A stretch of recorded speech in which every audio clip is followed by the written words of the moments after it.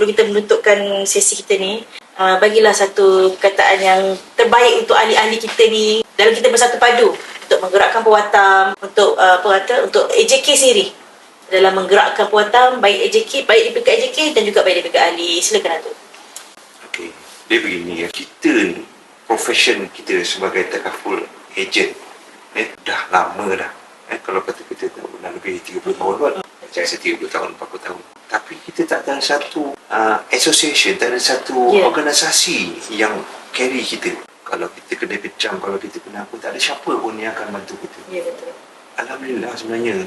Saya sangat berterima kasih kepada AJK permulaan yang dulu tu kerana mengambil inisiatif ni. It's been 6 years already. Mengambil inisiatif ni untuk kita ada satu organisasi yang bawa kita ke tahap yang lebih baik. Jadi saya minta kepada ahli-ahli daripada 300 lebih dan naik 800 lebih, bersatulah kita. InsyaAllah. Bersatu kita, makan kalau kata dah, saya buat jawab lah. Don't just pinpointing apa yang Pewatam boleh buat. Kalau kita ada sesuatu yang kita rasa boleh highlight kepada Pewatam, to the WhatsApp group. Kalau kata susah saya pun, you call saya personally. Saya akan layan ni. You don't worry. Dengar tu, ahli-ahli boleh hubungi. Saya akan layan you pukul 12 malam. You tanya dah ada orang siapa-siapa yang call saya pun, saya akan layan. Saya suka memetik kata-kata mantan timbalan presiden kita. Instead of kita tanya Pewatam apa yang Pewatam boleh bagi kat kita, kita tanya pada diri kita jugalah apa yang kita boleh bagi pada Pewatam, insyaAllah. So sama-samalah kita.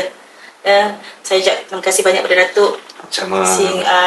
Inilah sesi khas yang kita bawakan Presiden. Semoga ahli-ahli mendapat manfaat daripada sesi rakaman hari ini yang kita buat khas dengan Datuk Presiden kita. Saya Puan Laina daripada Biro Media and Digital Pewatam mengucapkan jutaan terima kasih pada Tuan Presiden kita Datuk Khairi dan juga pada tuan rumah kita Biro Haji Ilham, iaitu daripada Biro Ekonomi Pewatam.